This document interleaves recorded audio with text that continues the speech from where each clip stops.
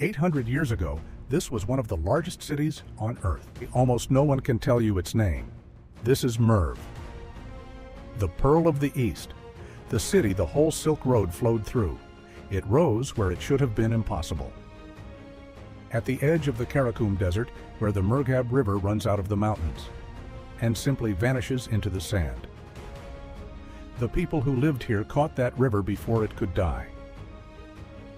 They split it into 100 canals and turned the desert green. By the year 1200, that green reached the horizon. Orchards, date palms, fields of cotton and melons so prized they were packed in ice and carried 1,000 miles to the table of the Caliph in Baghdad. And at the center of the garden stood the city, walls of mud brick, miles around, the color of the sun. And above them, a dome of turquoise so bright that travelers swore you could see it a full day before you reached the gates. That was the tomb of a sultan. And beneath it lived perhaps 200,000 souls, though some who saw it swore there were many more. Step through the gate. The street is a river of people, Persian merchants, Turkic horsemen, pilgrims, scholars. Every road of Asia met here. The air smells of dust and bread and the green breath of the canals. Merv made things the world wanted. Silk light as smoke.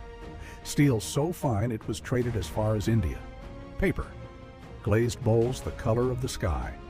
But its greatest treasure you could not carry.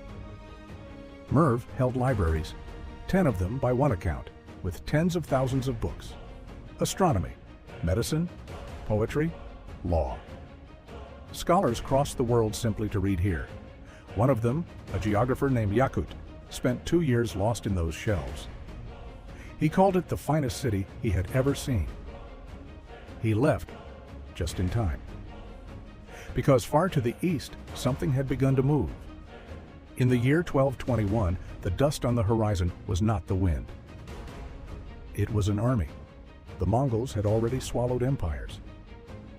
Now Tolui, the youngest son of Genghis Khan, turned toward Merv.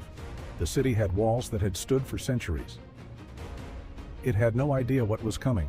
After only a few days, the gates were opened. Perhaps in hope of mercy. Shamak. There would be none. What the chroniclers describe next is almost beyond belief. The people were led out onto the plain beyond the walls, and over several days they were killed. The numbers the survivors wrote down are so vast we can no longer trust them. Hundreds of thousands, perhaps more. We will never truly know, but this we do know. The canals were broken. The dams that had tamed the river for 1,000 years were torn open, and the desert came back. Without the water, the orchards died. The fields turned to dust. And the great city of mud brick began, slowly, to melt back into the sand it was made from. People returned in time.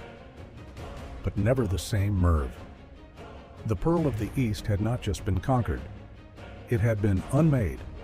Walk there now, and you'll find a strange and silent place. Ramparts standing alone in the emptiness. The husks of great houses, their walls fluted like seashells by 8 centuries of wind. And still, somehow, the dome. Cracked and faded, but standing. The last bright thing in a sea of ochre. The one survivor that still remembers the garden. We build our cities as if they will outlast us. Merv was larger than almost any city alive in its time. It believed it was permanent. It took a week to end it. And a desert to forget it. Everything that feels eternal is only being watered.